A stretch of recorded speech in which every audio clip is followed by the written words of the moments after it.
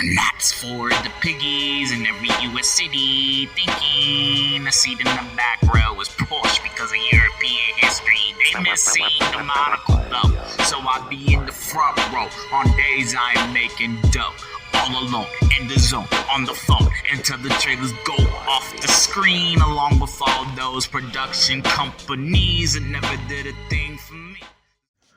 Western marital unions are impossible to market in the information age. The best way to sell anything in relation to such an archaic practice today is to point out its inaccuracies and to go against such unions. Zendaya has made a career out of doing this, most notably in the early 2020s opposite of John David Washington, Malcolm and Marie, and under the lens of Luca Guadagnino, Challengers. Here she's back in Christopher Borghili's The Drama to stick another nail in the coffin of modern Western dating, this time opposite Robert Pattinson, who's found a way to morph himself over the years into the ultimate peaked in high school caricature, given his most recent roles being a far cry from the teen heartthrob he portrayed in Twilight. Here, Pattinson builds a relationship with Zendaya off of a bed of lies that end up taking a hard left once the alcohol gets flowing and truth appears, signifying a red flag that poses as a straw to break the camel's back of their on-screen relationship. I don't know why Lina Hang keeps getting roles while her infinitely more attractive sister Danielle is still alive and breathing, but she's here to double down on her annoying quasi-liberal Karen characters that she's been portraying since one battle after another, coupled with Mamoudou Athie, who doesn't even try to act masculine as her on-screen husband, his sexuality becoming something of a running joke throughout the film while the two are on screen.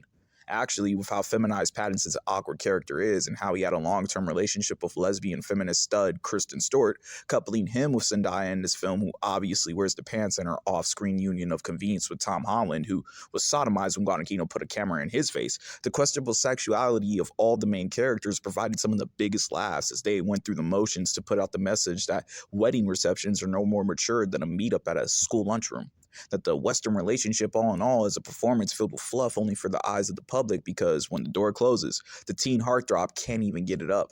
I found it odd to use school shootings as an element to forward the plot, but the unsettling mood of the topic translates as well as the ADA jokes. Dark humor elements that are used as filler to hammer home the point about Western romances being immature, hit or miss as they were, less risky material could have been used for Karen and Father. Still, without Borghili's bravery, there would be no footage of Zendaya posing in lingerie with a gun about as big as her, so that's a nice plus, but it's a dream sequence, a fantasy, which Western romantic unions are typically based upon, a point that Borghili hammers home along with laying the motivations behind marriage for both sexes, the insane mind states that people have to be in to consider such a thing, and the catty quirk of school shooters often be the offspring of military personnel, as well as females dedicating their time and life to social justice causes because they're attracted to somebody who is already championing such a cause. The drama deals with these chameleons and the burden of having to play devil's advocate for one's partner, and for how hard or easy it is to play pretend when the facade falters and a mate sees who they truly have dedicated themselves to waking up to.